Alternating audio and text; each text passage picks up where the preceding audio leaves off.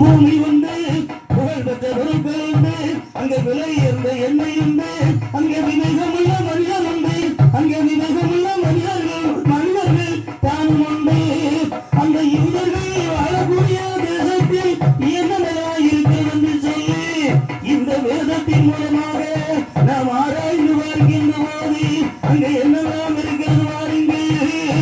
ஏதேனும் ஒரு நதியானது தொடங்கி நாளாக பிரிந்து முதல் நதி பாய்கின்ற இடங்களிலே பொன் விளைகின்றதாம், இரண்டாவது நதி பாய்கின்ற இடங்களிலே கோமேதேக கற்கள் விளைகின்றதாம், மூன்றாவது நான்காவது நதி பாய்கின்ற இடங்களிலே அங்கே என்னையா விளைகின்றது பாருங்கள். ஒரு திராட்சை கொலை 2 பேர் சுமந்தார்களாம். இப்படிப்பட்ட அமோக விளைச்சலும் கர்த்தருடைய ஆசீர்வாதம் நிறைந்த இடம்தான் அந்த யூரியா தேசம் என்று சொல்லி பார்க்கிறோம். அது மாத்திரமல்ல, பூமியில போர் போட்டா எங்கு பார்த்தாலும் பெட்ரோல் இருக்கிறது. அந்த பெட்ரோல் எடுப்பதற்கேற்ற கருவிகள் எல்லாம் அவர்கள் தான் முதல் தயாரிக்கிறார்கள். ஆனால் எல்லாரும் இதை அழைப்பார்த்து எல்லா கருவிகளும் தயாரித்தாலும் அதாவது யூரியா தேசத்தால் தயாரிக்கின்ற ஒரு கருவிகள் பல உறுதியா இருக்கிறது. காரணம் என்னவென்று சொன்னால், கர்த்தருக்கு பயப்படுவதே ஞானத்தின் ஆரம்பம். அவர்கள் கர்த்தருக்கு பயப்படுவது அப்படின்னா அவருக்கு ஞானம் இருக்கிறது. அவர்கள் தயாரிக்கின்ற பொருளே ஒரு விசேஷமாக தான் இருக்கிறது.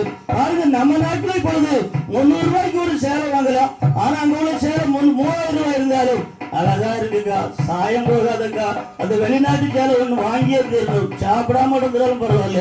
அப்படி நிறைய பேருக்கு உள்ளத்துல எண்ணம் இருக்கிறதை பார்க்கிறோம். அது மாத்திரம் டிவி வாங்கினாலும் வெளிநாட்டு டிவி தான் அழகா இருக்கும், படம் அருமையா இருக்கும். அப்படிதான் நம்ம நினைக்கிறோம். காரணம் என்னவென்று சொன்னால், அந்த யூரியா தேசத்தார்கள் கர்த்தர் அறிந்தவர்கள், அவர்கள் செய்கின்ற பொருட்களும் விதவிதமாக விசேஷமா இருக்கிறது என்று சொல்லி இந்த வேதம் சொல்கிறது. அது மாத்திரமல்ல, அந்த யூதர் வாழும் தேசத்திலே அப்படியே அந்த யூதர் வாழும் தேசத்திலே இரவு மன்னன் ஆட்சியிலே அங்கிருக்கின்ற எருசலேம் தேவாலயத்தில் என்னையா நடக்கின்றது பாருங்கள். சகரியா என்று சொல்லப்பட்ட மனிதனானவர் சீட்டுரிமை வாங்கி ஆசாரிய ஊழியம் செய்து கொண்டிருக்கின்ற காலத்தில் தேவாலயத்தில் அவர் தூபாராதனை நடத்தி கொண்டிருக்கின்றார். இப்படி தூபாராதனை நடத்தி கொண்டிருக்கின்ற போது அவர் வலது வருஷத்துல தேவதூதன் இருக்க கண்டார்.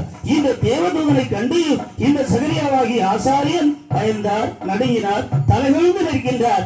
இந்த நிலையிலே அந்த காபிரியல் தூதன் என்னையா சொல்லுகின்றார் பாருங்கள், சகரியாவே நீ பயப்படாது, உன்னுடைய ஜெப தவம் எல்லாம் தேவ சன்னிதானத்துக்கு எட்டிவிட்டது.